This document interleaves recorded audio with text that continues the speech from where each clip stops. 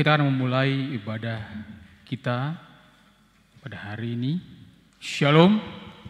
Sekali lagi shalom jemaat yang terkasih Tuhan, kita akan memulai ibadah ini. Mari kita masuk di dalam saat teduh. Saat teduh dimulai. Jemaat saya undang untuk bersaat teduh.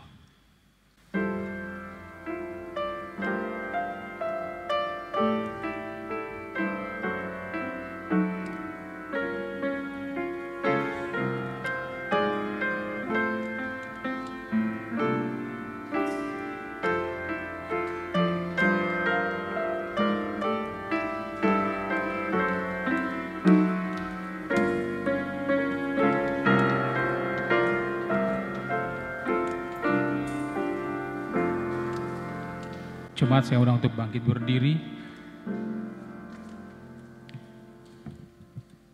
Adalah baik untuk menyanyikan syukur kepada Tuhan dan untuk menyanyikan mazmur bagi nama-Mu, ya yang maha tinggi. Sebab telah Kau buat aku bersuka cita ya Tuhan dengan pekerjaan-Mu, karena perbuatan tangan-Mu aku akan bersorak-sorai. Pertolongan kepada kita adalah di dalam nama Allah yang menjadikan langit dan bumi. Turunlah kiranya atas kita sekalian anugerah dan sejahtera daripada Allah Bapa dan daripada anaknya Yesus Kristus. Amin. Dengan tetap berdiri, mari kita bernyanyi dari nyanyian NKI nomor 229, NKI nomor 229, bait yang pertama sampai bait yang kedua.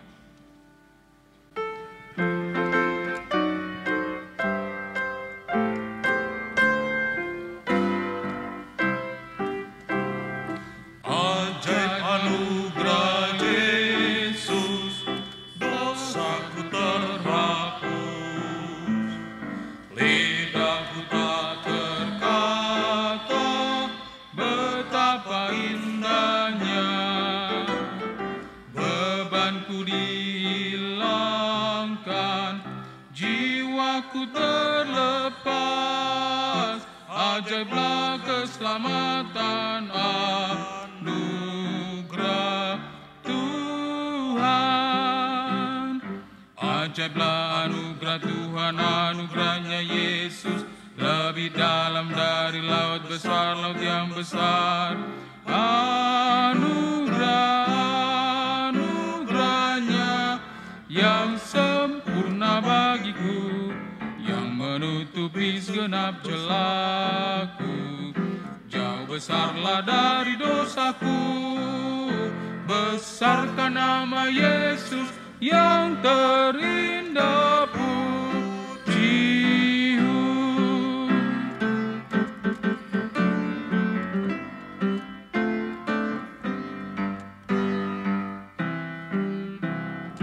Ajaib anugerah Yesus, dapatkan yang sesat, olehnya diampuni,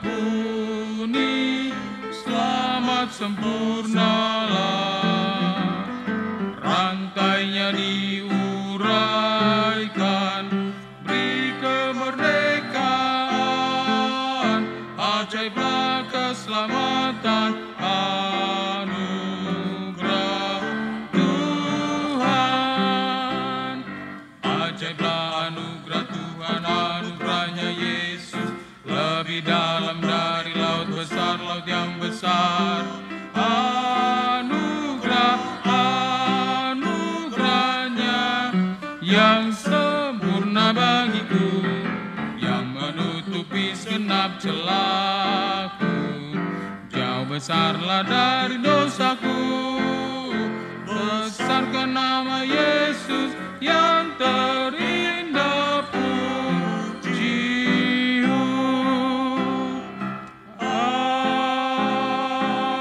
Amin. Jemaat silakan duduk. Mari kita bersatu di dalam doa.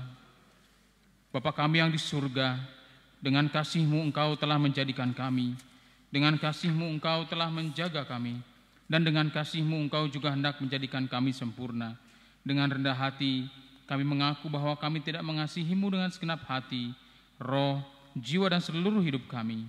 Kami juga tidak mengasihi sesama kami manusia, sebagaimana Kristus telah mengasihi kami. Memang Engkau di dalam kami, Tetapi keinginan daging kami telah membuat kami lupa akan kehendak-Mu.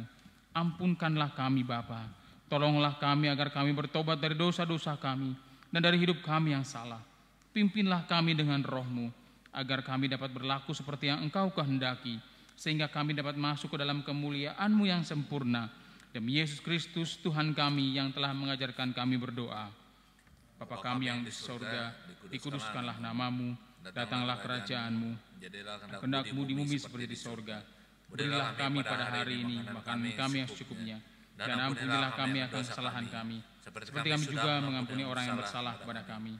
Dan janganlah membawa kami ke dalam pencobaan, tapi lepaskanlah kami daripada yang jahat.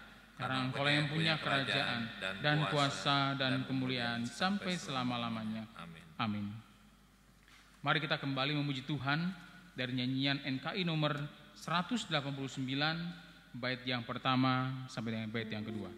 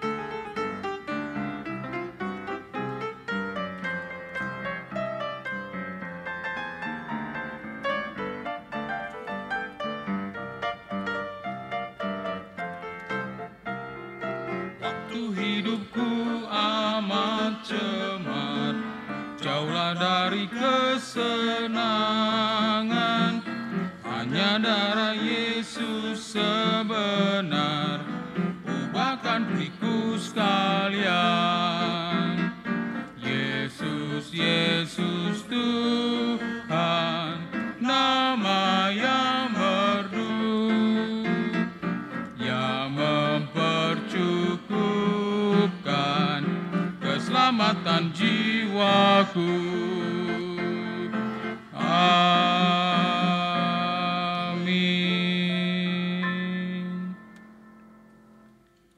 Bacaan responsoria kita pada minggu ini terambil dari Mazmur 105. Mazmur 105 ayat yang pertama sampai dengan ayat yang ke-6. Kita akan membacanya secara bersaut-sautan. Saya mengundang jemaat untuk bangkit berdiri.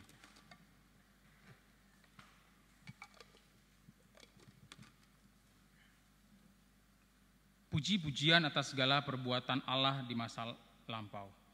Bersyukurlah kepada Tuhan, serukanlah namanya, perkenalkanlah perbuatannya di antara bangsa-bangsa.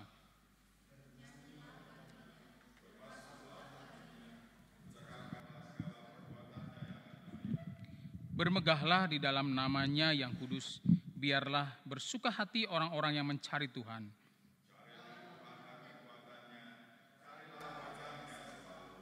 Ingatlah perbuatan-perbuatan ajaib yang dilakukannya, mujizat-mujizatnya dan penghukuman-penghukuman yang diucapkannya bersama-sama.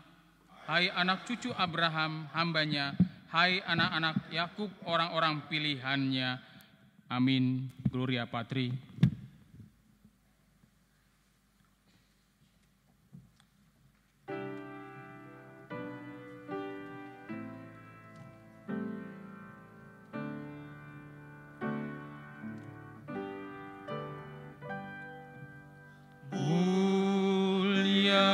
Bagi Bapa, bagi Anak serta Roh Kudus, dari permulaannya, sekarang dan akan jadi selama-lamanya.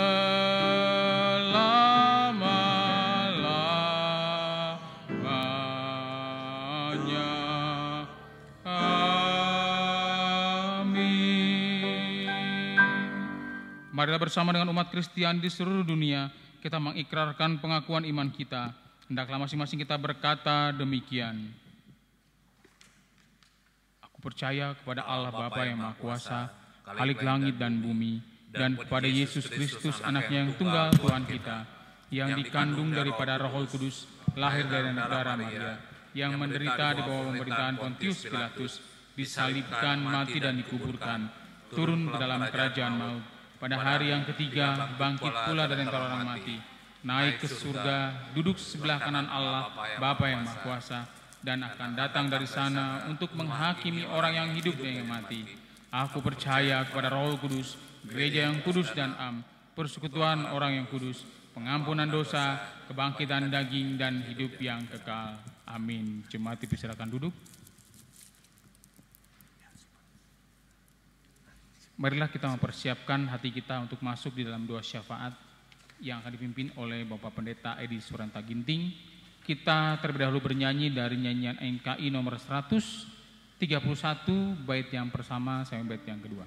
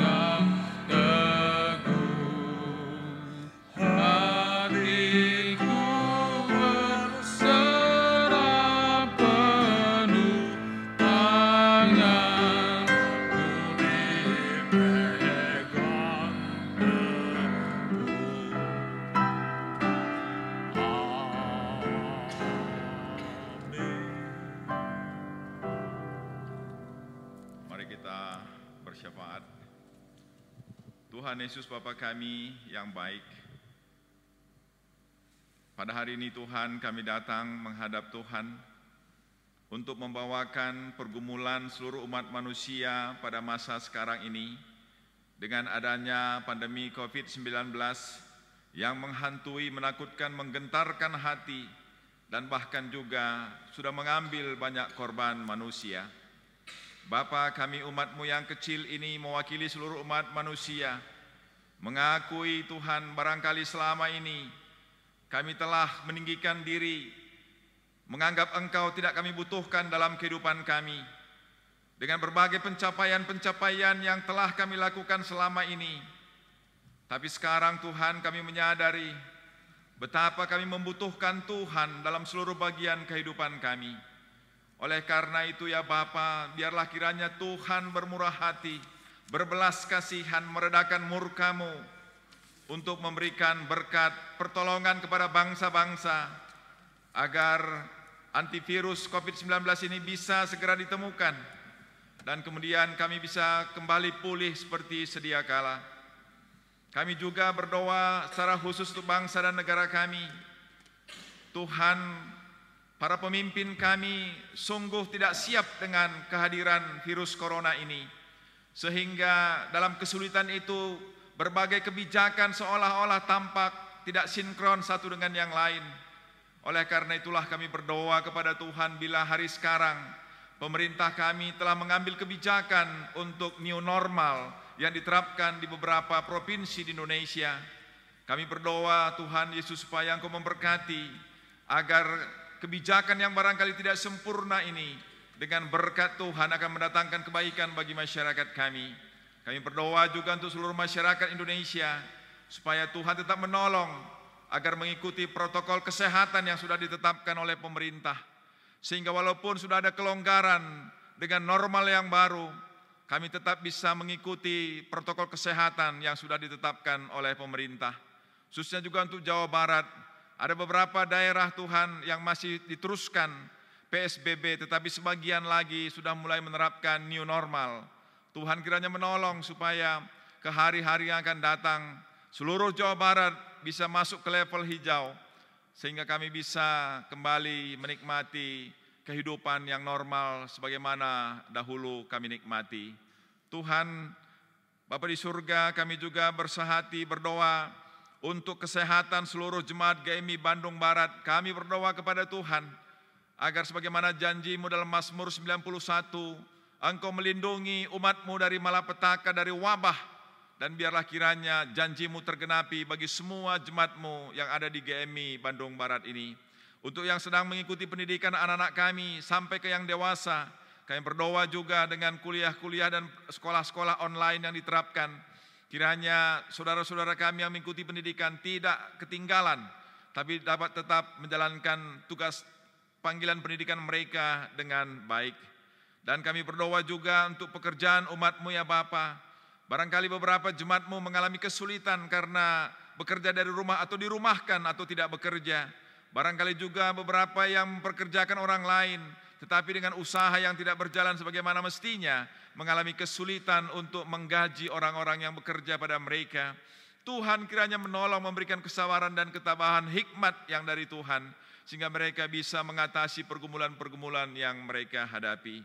Dan juga untuk rumah tangga kami berdoa agar kiranya Tuhan memberkati kebersamaan selama 2,5 bulan ini yang selalu ada di rumah, banyak waktu bersama-sama, kiranya semakin mendekatkan suami dan istri, mendekatkan orang tua dan anak, sehingga kesempatan ini juga bisa mempererat hubungan di dalam rumah tangga. Terima kasih Tuhan, kami mau sampaikan ucapan syukur kami untuk Ibu Siska Wangsa yang berulang tahun. Biar kiranya Tuhan yang memberkati, ada sukacita pada waktu ulang tahunnya ini. Bersama dengan suami Bapak Irfan dan seorang anak yang masih kecil, Tuhan memberkati rumah tangga ini. Dan juga kami berdoa untuk anak kami Alderson yang juga berulang tahun. Tuhan yang menolong dan memberkati supaya pada masa mudanya pun dia menikmati kasih karunia Tuhan yang berlimpah-limpah. Kami berdoa untuk ayahnya yang bekerja di kapal sedang berlayar di luar negeri. Kiranya juga Tuhan yang menyertai dan Tuhan yang melindungi. Bersama dengan ibu yang tinggal di Bandung, Tuhan menolong supaya keluarga ini pun walaupun berpisah, tapi kasih Tuhan tetap mengalir melimpah-limpah atas mereka. Tuhan terima kasih, kami menyerahkan juga semua majelis Gereja GMI Bandung Barat ini yang mengaturkan pelayanan walaupun tidak bisa berkumpul bersama-sama, tetapi diaturkan Tuhan supaya bisa ibadah live Tuhan streaming. Tuhan terima kasih, Engkau berkati semua majelis gereja ini dan juga hamba Tuhan Pendeta Ade yang mengaturkan pelayanan di tengah-tengah gereja ini supaya semua bisa dikerjakan dengan baik. Tuhan berikan kesehatan, peliharakan rumah tangga dan seluruh kehidupan mereka ada dalam pemeliharaan Tuhan. Terpujilah nama-Mu ya Bapa. Doa syafaat ini dengan segala kerendahan hati kami sampaikan dalam nama yang agung, nama yang mulia, nama yang indah, Yesus Kristus Tuhan dan Juru Selamat kami yang hidup. Amin.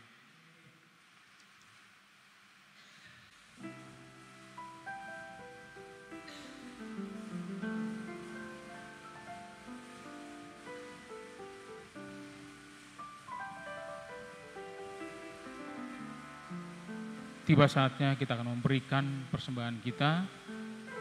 Saya mengundang petugas persembahan untuk maju ke depan. Pembacaan ayat Alkitab persembahan, hendaklah masing-masing memberikan menurut kerelaan hatinya, jangan dengan sedih hati atau karena paksaan, sebab Allah mengasihi orang yang memberi dengan sukacita.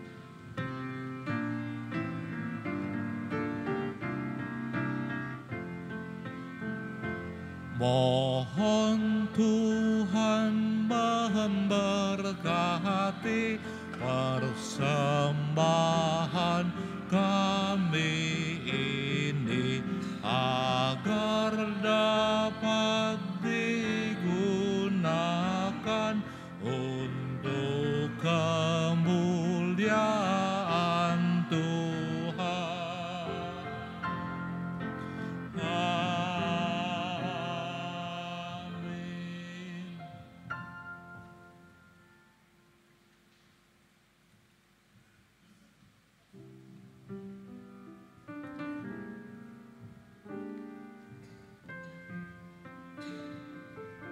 Sebentar kita akan diberkati oleh hambanya yang akan membagikan firman Tuhan, Bapak Pendeta Edi Sorta Ginting. Terlebih dahulu kita akan kembali memuji Tuhan dengan nyanyian NKI nomor 30, ayat yang pertama dan yang keempat.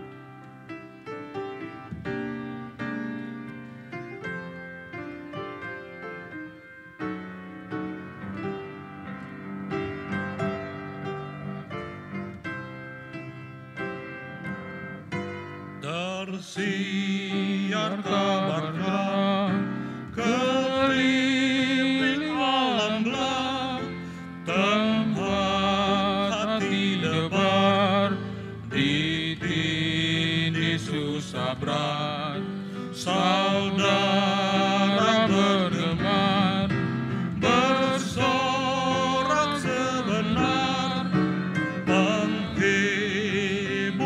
telah datang,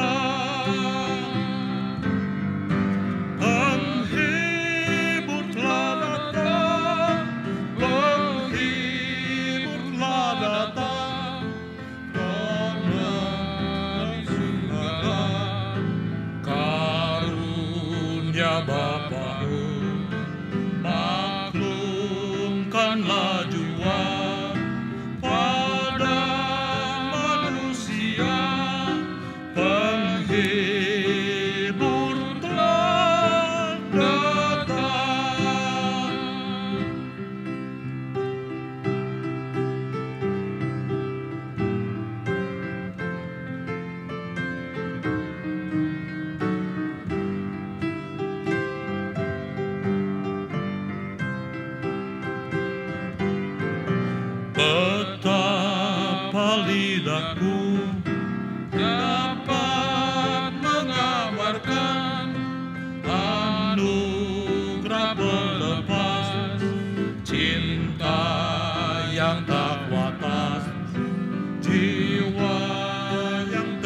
besar, diberi bahagia, penghibur telah datang. Penghibur telah datang, penghibur telah datang, roh dari surgalah, karunia Bapa, maklumkanlah jua pada manusia, penghiburlah datang.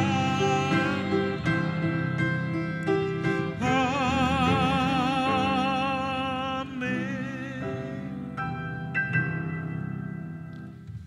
Sebelum kita mendengarkan renungan firman Tuhan, marilah kita terlebih dahulu bersatu di dalam doa. Bapa di surga, kami bersyukur dan berterima kasih karena pada hari Minggu kami bersama-sama dengan seluruh umat percaya di seluruh dunia memperingati hari pencurahan Roh Kudus. Berdirinya gereja pertama sekali dan perubahan yang luar biasa terjadi pada para rasul. Kami bersyukur dan berterima kasih. Biarlah melalui peringatan ini Bapa, kiranya Tuhan juga melawat kami pribadi lepas pribadi, agar apa yang terjadi bagi para rasul dan jemaat yang mula-mula terjadi juga pada kami dan terjadi juga pada jemaat kami. Gelora iman, semangat iman kiranya lahir Tuhan melalui peringatan pencurahan Roh Kudus ini. Terpujilah nama-Mu ya Bapa, di dalam nama Yesus Kristus Tuhan dan Juru Selamat kami yang hidup, kami berdoa dan kami mengucap syukur kepada Tuhan. Amin. Jemaat yang dikasihi oleh Tuhan Yesus Kristus, hari ini bersama dengan semua orang percaya di seluruh dunia, kita akan memperingati hari pencurahan Roh Kudus. Bila ada yang bertanya peristiwa manakah yang terpenting dalam kehidupan Tuhan, apakah pada waktu kelahirannya, apakah pada waktu kematiannya, apakah pada waktu kebangkitannya, apakah pada waktu kenaikannya, atau pada waktu pencurahan Roh Kudus. Memang kebangkitan itu sangat dipentingkan. Tetapi kalau menurut saya, dengan melihat apa dampak dari peristiwa itu, maka tampaknya pencurahan lebih besar dampaknya daripada kebangkitan dan bahkan kenaikan. Mengapa saya katakan demikian? Pada peristiwa kebangkitan, 40 hari Tuhan yang bangkit menampakkan diri kepada murid-murid. Tidak tampak peristiwa perubahan yang signifikan pada murid-murid. Rasul Petrus tetap sebagaimana sebelumnya. Tetapi ketika peristiwa pencurahan Roh Kudus, bukan saja terjadi lahirnya jemaat yang pertama, tetapi juga ialah terjadi perubahan pada para rasul.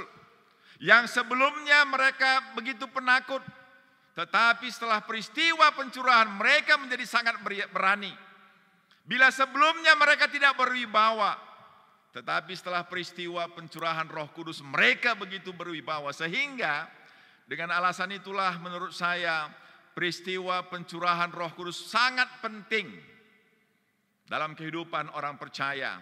Karena pencurahan itu akan mengubahkan kita dari orang yang tidak berani menjadi berani, dari orang yang tidak berdampak menjadi berdampak. Memang Pendeta Ade memberikan bagian tertentu dari pasal 2 ini, tetapi saya sudah minta izin supaya seluruh pasal 2 ini kita baca bersama-sama. Mengapa? Karena menurut saya tidak bisa dipisahkan satu bagian dengan bagian tertentu dari kisah para rasul pasal 2. Seluruh pasal 2 ini dapat dibagi ke dalam 5 bagian. Bagian pertama ialah peristiwa pencurahan Roh Kudus. Bagian 2, bagian 3, bagian 4, dan bagian 5 ialah dampak dari peristiwa pencurahan Roh Kudus itu. Oleh karena itu, saya akan mengajak jemaat Tuhan untuk melihat satu persatu dari 5 bagian dari kisah para rasul pasal 2 ini. Bagian yang pertama ialah ayat 1 sampai dengan 4. yaitu peristiwa pencurahan Roh Kudus. Disebutkan dalam firman Tuhan, semua orang percaya berkumpul di suatu tempat, tiba-tiba turunlah dari langit suatu bunyi seperti tiupan angin keras yang memenuhi seluruh rumah di mana mereka duduk. Saya ingin mengingatkan kita dengan kata tiba-tiba. Memang sudah ada janji bahwa ketika Tuhan naik, Tuhan katakan jangan pergi meninggalkan Yerusalem karena Tuhan akan memberikan janjinya, yaitu penolong itu kepada murid-murid. Tetapi kata tiba-tiba saya kira haruslah kita ingat bahwa pertobatan tidak bisa diatur oleh manusia. Tuhanlah yang mengatur, Tuhanlah yang menentukan bagaimana seseorang bisa kemudian mengalami kuasa Roh Kudus dalam kehidupannya. Kita mengusahakan, tetapi tetap yang menentukan adalah Tuhan sendiri.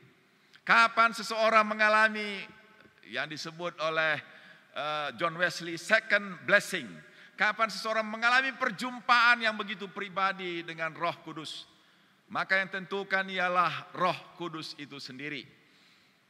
Maka kita lihat pada bagian ini bagaimana kuasa itu turun atas mereka. Lalu pada ayat 4 bagian pertama atau bagian A disebutkan, maka penuhlah mereka dengan Roh Kudus. Jadi bagian yang pertama, semua murid-murid itu penuh dengan Roh Kudus. Tiba-tiba turunlah kuasa yang dijanjikan itu kepada murid-murid. Bapak, Ibu, saudara-saudara yang dikasihi oleh Tuhan, bagi saya pribadi, saya ingat peristiwa 5 Mei 1985. Pada hari itulah saya merasakan Roh Kudus dicurahkan ke dalam hati saya, sehingga hati yang gundah gulana penuh dengan damai dan sejahtera. Hati yang penuh dengan kesusahan dan kegelisahan, tiba-tiba ketika dijamah oleh Roh Kudus, saya terheran-heran, di mana gelisah saya, di mana susah saya, karena semua tiba-tiba hilang begitu saja. Itulah pengalaman perjumpaan dengan Roh Kudus. Itulah tanda orang penuh dengan Roh Kudus. Tetapi itu hanya satu bagian. Kita akan melihat ada 4 tanda orang yang penuh dengan Roh Kudus. Tanda pertama itu mulai ayat 4 sampai dengan ayat 13. Apakah tanda orang yang penuh dengan Roh Kudus? Tandanya ialah disebutkan mereka tiba-tiba bisa berbahasa asing. Mereka tiba-tiba bisa berbahasa roh. Dulu di Medan ada seorang pembina kami namanya Ira C. Collins. Lalu banyak muridnya mahasiswa, tapi ada 2 di antaranya saya dengan teman saya namanya Mangatur. Kami minta kepada Pak I.P. Collins supaya dia membimbing kami agar bisa menerima bahasa roh. Karena Pak I.P. Collins bisa bahasa roh. Maka begitulah kami berdoa puasa sepanjang hari sampai dengan malam. Akhirnya teman saya Mangatur Napitupulu yang mendapatkan bahasa roh. Sedangkan saya hanya mendapatkan bahasa manusia. Jadi ini satu tanda, bukan satu-satunya. Tetapi kita tidak boleh juga meremehkan atau melecehkan saudara-saudara kita yang bisa berbahasa roh, yang menerima karunia bahasa roh. Tetapi menerima bahasa roh bukan satu-satunya tanda orang yang dipenuhi oleh Roh Kudus. Tetapi salah satu tanda. Karena ada tanda kedua, yaitu mulai ayat 14 sampai dengan ayat 36. Apa tanda kedua itu? Yaitu keberanian menyampaikan firman Tuhan. Dan itulah yang tampak pada khotbah Petrus. Keberanian di hadapan orang banyak orang-orang Yahudi, dia berani menyampaikan firman Tuhan. Yang kedua, dia fokus kepada Kristus yang disalibkan itu. Dan yang ketiga ialah khotbahnya berwibawa. Sehingga ribuan orang kemudian menjadi percaya. Ini tanda kedua orang yang penuh dengan Roh Kudus. Bukan kefasihan berkata-kata, bukan kepandaian berbicara yang bisa membuat orang kemudian menjadi percaya. Tetapi apakah ada kuasa Roh Kudus ketika kita berkata-kata, memberitakan Injil, memberitakan kabar baik kepada orang lain. Dan tentu inilah yang perlu kita minta kepada Tuhan. Banyak kata-kata, banyak kalimat yang kita sampaikan, tetapi apakah kata-kata dan kalimat itu menuntun orang menjadi percaya? Jangan-jangan kata-kata dan kalimat kita menjadi batu sandungan bagi orang lain. Tetapi orang yang penuh dengan Roh Kudus, kata-katanya, kalimat-kalimatnya, ucapan-ucapannya menghiburkan orang lain dan menuntun orang lain untuk percaya kepada Tuhan. Kemudian yang berikutnya, apa tanda orang penuh dengan Roh Kudus? Itu mulai ayat 37 sampai dengan ayat yang ke-40.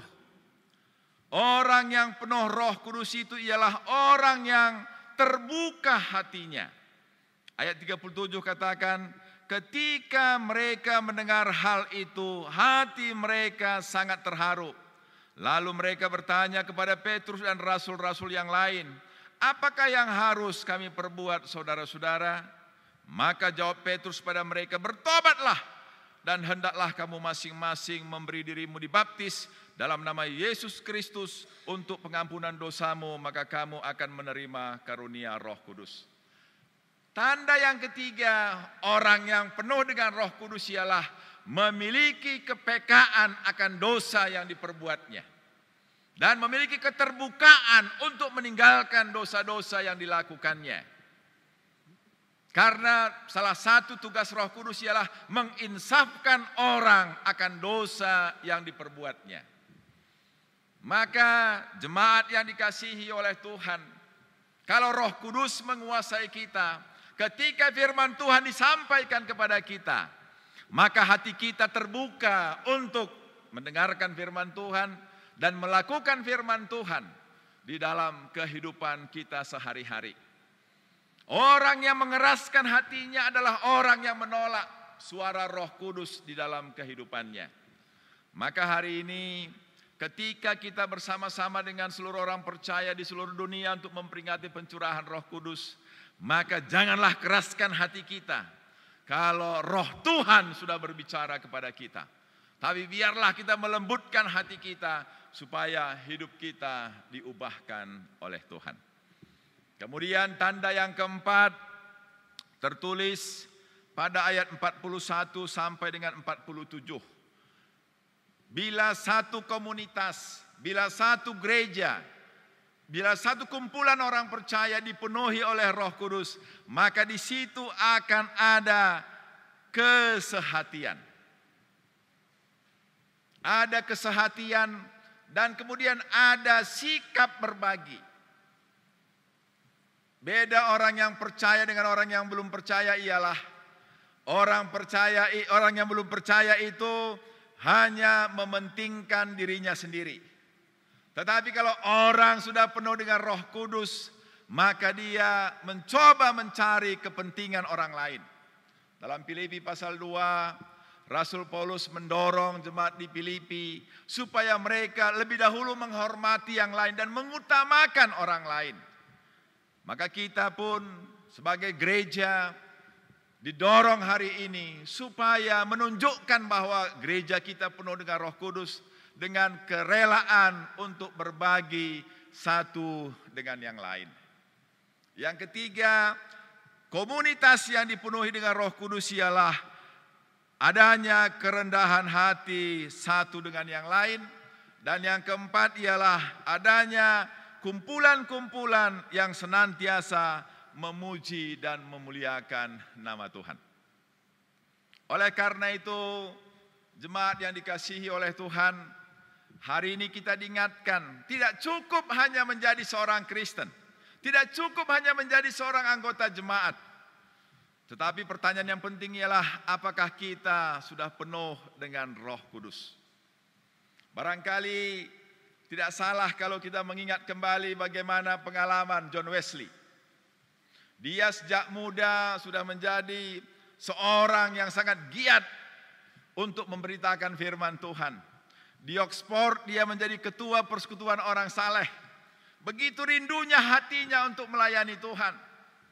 Kemudian dia pergi ke Georgia untuk memberitakan Injil. Tetapi dalam percakapan dengan orang Moravia di kapal, dia mulai bertanya-tanya. Karena pemimpin Moravia di kapal bertanya kepada John Wesley, apakah engkau mengenal Tuhan? Ya, aku mengenal Tuhan. Tetapi apakah Tuhan mengenal engkau? Dan itu mengganggu John Wesley. Ketika dia sampai di Georgia, dia mengalami kegagalan pelayanan karena ketika dia melayani orang Indian merasa dia mewakili orang-orang Eropa yang menjajah ke Amerika. Ketika dia mengingatkan para tuan tanah untuk jangan memperbudak orang-orang Indian, maka para pemimpin perusahaan menganggap John Wesley merusak. Sehingga pulanglah dia dengan kegelisahan kembali ke London. Dalam kegelisahan itulah sore hari dia tergerak untuk menghadiri persekutuan yang diadakan oleh kaum Moravia. Yang barangkali GMI pasti selalu memperingati Aldersgate Day. Sebelum dia sampai ke pintu tempat persekutuan itu, dia mendengar pembacaan pengantar kitab Roma yang ditulis oleh Martin Luther. Tiba-tiba ketika belum selesai bagian pengantar itu dibaca, dia merasakan kehangatan menjamah hatinya. Tiba-tiba damai menggantikan kegelisahan yang menguasai hidupnya beberapa hari sebelumnya. Dan itulah yang kemudian disebut oleh John Wesley second blessing atau kelahiran kembali. Ketika kita mengalami sesuatu yang luar biasa, Roh Kudus yang dicurahkan ke dalam hati kita. Bukankah itu yang terpenting, jemaat yang dikasihi oleh Tuhan? Daripada sederet dalil, sederet kata-kata teologis yang kita hafalkan, yang kita ingat, tetapi tidak mempunyai kuasa apapun, memberikan damai, memberikan keberanian, memberikan kekuatan kepada kita. Oleh karena itu, kita kemudian bisa simpulkan bahwa pemahaman perlu, tetapi dipenuhi Roh Kudus jauh lebih perlu.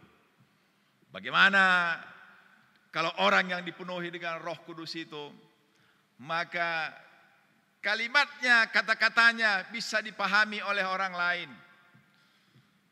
Dan yang kedua, kata-katanya memberi damai kepada orang lain, menguatkan orang lain, menuntun orang lain untuk datang kepada Kristus.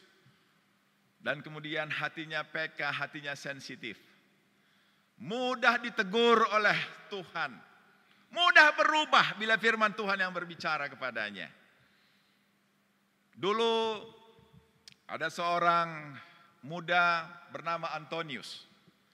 Dia orang yang baik hati. Usia 18 tahun dia sudah ditinggalkan oleh bapak dan ibunya. Dia rajin ke gereja. Tetapi hari itu menjadi hari yang istimewa ketika dibacakan Matius 19. Dikatakan dalam Matius 19 itu, juallah seluruh hartamu, bagi-bagikanlah kepada orang miskin, dan ikutlah aku, maka engkau akan mendapatkan kesempurnaan dalam hidupmu. Antonius mengimani itulah suara Tuhan bagi hidupnya. Dan dia kemudian melakukan apa yang firman Tuhan itu katakan. Dia menjual harta bendanya, membagi-bagikannya kepada orang miskin. Dan kemudian pergi ke padang gurun menjadi pertapa Kristen yang pertama. Jemaat yang dikasihi oleh Tuhan, hari-hari sekarang adalah hari-hari yang membutuhkan perbuatan dan tindakan. Banyak orang-orang yang saya kira gelisah. Banyak orang-orang yang takut. Banyak orang-orang yang gentar menghadapi hari esok. Karena mereka sudah kehilangan pekerjaan. Barangkali sudah tidak punya tabungan. Apa yang akan mereka makan pada esok hari? Bagaimana dengan uang sekolah anak-anak? Maka dia tengah-tengah keadaan yang sulit seperti sekarang, dibutuhkan orang-orang yang penuh dengan Roh Kudus, yang rela untuk mengulurkan tangan untuk menolong orang-orang yang kesulitan. Bagaimana gereja bisa ada di tengah-tengah wabah yang sedang melanda negeri kita? Maka gereja pun hendaknya menjadi komunitas yang suka berbagi. Banyak orang yang berkekurangan, dan biarlah gereja tampil untuk hadir, memberikan pertolongan kepada orang-orang yang berkekurangan. Bukankah itu juga contoh yang diberikan oleh John Wesley ketika Inggris mengalami kesulitan ekonomi yang demikian hebat, dan Wesley menyediakan klinik-klinik gratis, tempat makan gratis, sehingga banyak anak-anak kapal yang tidak bekerja itu, banyak orang-orang yang kesusahan itu bisa mendapatkan makanan, minuman, bisa mendapatkan pemondokan gratis, dan bisa mendapatkan pengobatan yang gratis. Dan hari-hari sekarang kita ditantang untuk menunjukkan bahwa sungguh kita dipimpin oleh Roh Kudus untuk menjadi berkat bagi orang-orang di sekitar kita. Walaupun kita susah, tapi orang yang penuh dengan Roh Kudus lebih bisa melihat kesusahan orang lain daripada kesusahannya sendiri. Lembaga bilangan membuat survei. Ada 7 persoalan yang dihadapi gereja pada masa pandemi ini. Salah satunya ialah gereja kehilangan banyak income sehingga tidak punya kemampuan untuk membiayai hamba Tuhannya. Terutama gereja-gereja kecil, karena tidak ada lagi kolektor. Tetapi dalam kesulitan seperti itu, apakah kita masih punya kemampuan untuk menjadi saluran berkat bagi orang-orang lain yang lebih susah daripada kita? Maka sekarang gereja dipanggil, orang percaya dipanggil, marilah ulurkan tangan bagi orang-orang yang membutuhkan. Saya bulan lalu ketika sudah mulai pandemi ini, segera beli beberapa karung beras dan beli 10 box Indomie, 5 box rebus, 5 box goreng Indomie dan mie sedap kalau saya tidak salah. Dan saya beritahukan kepada jemaat dan teman-teman di Tiranus bahwa di rumah saya ada lumbung Indomie, lumbung mie instan, ada lumbung beras merah dan beras putih. Kalau untuk makan sehari, beritahu saja, saya bisa antarkan kalau tidak terlalu jauh atau bisa ambil sendiri. Tapi rupanya jemaat saya barangkali juga diurapi oleh Tuhan, sehingga di tengah kekurangan pun mereka tidak mau memberitahukan kekurangan dan kebutuhan mereka. Gereja kami juga tawarkan kepada semua jemaat supaya ibadah online bisa berjalan dengan baik. Setiap 3 minggu dianjurkan untuk memberitahu nomor telepon mereka supaya diisi kuotanya 100.000 per 3 minggu. Dan hari ini tadi yang kedua, dari pagi sudah disampaikan sampai sore ini barangkali baru 4 orang yang memberitahukan. Saya tidak tahu apakah mereka belum membaca WA atau barangkali mereka sungkan atau barangkali cukup. Tetapi menurut saya orang-orang beriman tahan atas kesusahan, tapi tidak tahan melihat kesusahan orang lain. Hatinya langsung tersentuh kalau orang lain susah. Tapi kalau susahnya bisa ditahankannya, karena Roh Kudus yang menguatkannya. Maka inilah kesempatan bagi kita untuk menjadi saksi Tuhan di tengah-tengah bangsa ini. Bukan hanya kita berada di garis depan untuk menaati protokol kesehatan yang sudah dianjurkan oleh pemerintah. Supaya jangan sampai nanti ada anggapan bahwa orang-orang Kristen ini penyebar virus corona. Karena awal-awalnya dulu rupanya virus corona sangat cinta kepada hamba Tuhan. Sehingga para pendeta beberapa orang waktu itu mula-mulanya yang dijemput oleh virus corona. Nah, tetapi harap sesudah itu ya jangan lagi lah ada pendeta yang dijemput. Saya termasuk yang belum bersedia untuk dijemput oleh virus corona. Kiranya kita demikian juga. Sampai nanti berakhir virus corona ini, inilah kesempatan bagi kita untuk menunjukkan bahwa diri kita, keluarga kita, gereja kita penuh dengan Roh Kudus. Kata-kata kita memberkati, menguatkan, menghiburkan, menuntun orang untuk datang kepada Kristus. Dan hidup kita menjadi saluran berkat bagi orang-orang yang membutuhkan. Kiranya firman Tuhan hari ini mendorong kita untuk bukan melihat persoalan kita, melainkan melihat kesempatan untuk menjadi saluran berkat, menjadi alat Tuhan, menjadi alat Roh Kudus untuk menuntun orang lain percaya kepada Tuhan dan juga untuk menikmati anugerah Tuhan yang berkelimpahan. Amin. Mari kita berdoa.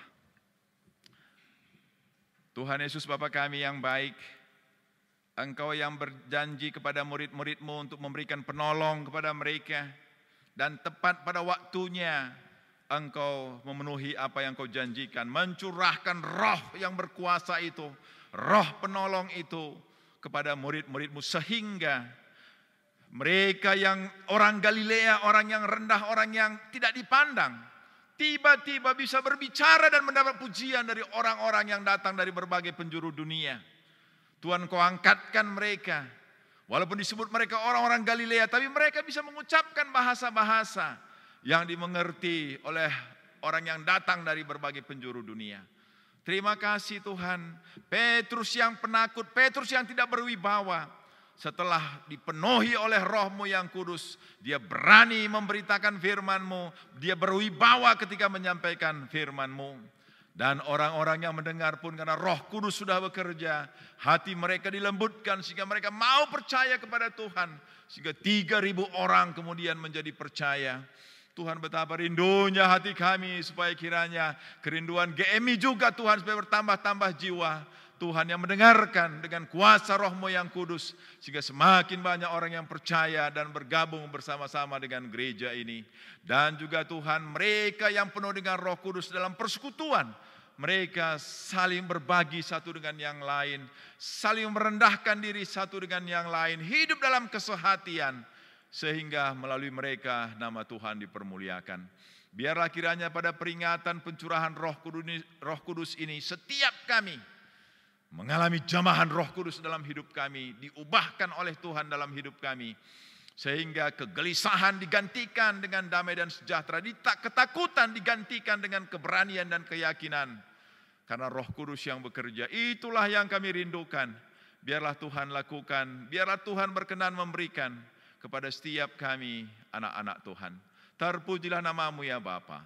Di dalam nama Yesus Kristus Tuhan dan Juru Selamat kami yang hidup, kami berdoa dan kami mengucap syukur kepada-Mu. Amin. Amin.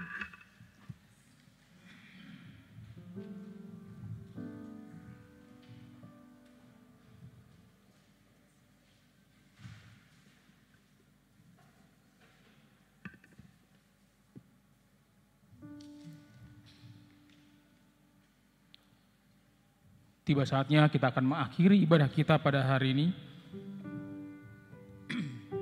Mari kita bernyanyi kembali dari nyanyian NKI nomor 212, bait yang pertama sampai bait yang kedua. Dan jemaat saya persilakan untuk bangkit berdiri.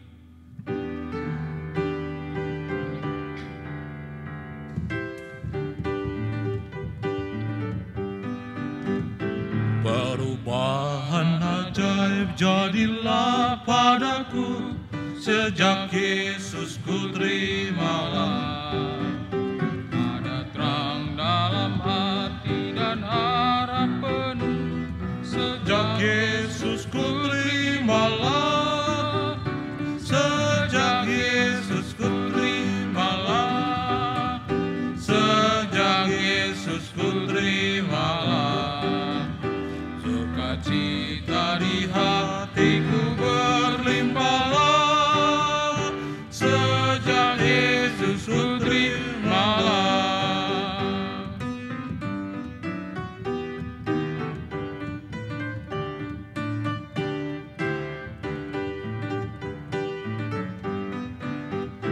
Jalan dosa dan gelap aku telah tinggalkan. Sejak Yesus ku terimalah. Dosaku hilanglah, darahnya sucikan. Sejak Yesus ku terimalah. Sejak Yesus ku terimalah.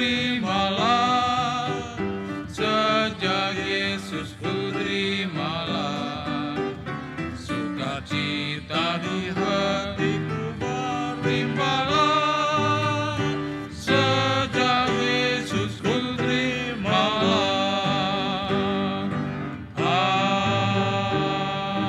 Amin. Doksologi pengutusan dan berkat oleh Bapak Pendeta Ade Gunawan.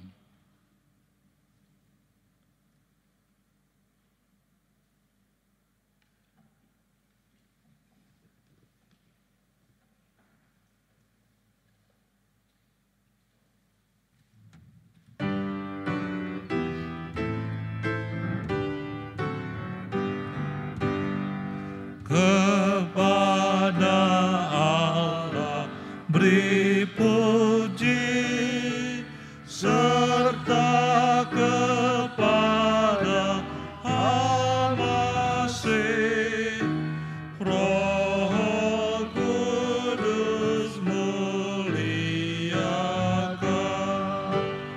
berkuasa dan berkasihan.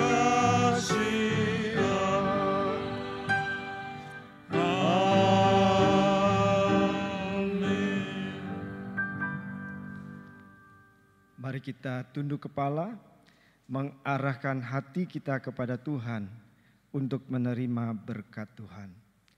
Kasih karunia dan damai sejahtera dari Allah Bapa kita, pertolongan Tuhan Yesus Kristus, kekuatan dan penghiburan Roh Kudus menyertai saudara yang ada di dalam gereja, saudara yang beribadah di rumah, dimanapun saudara berada. Amin. Tuhan memberkati saudara.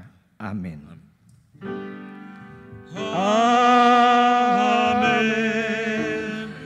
Amin. Amin.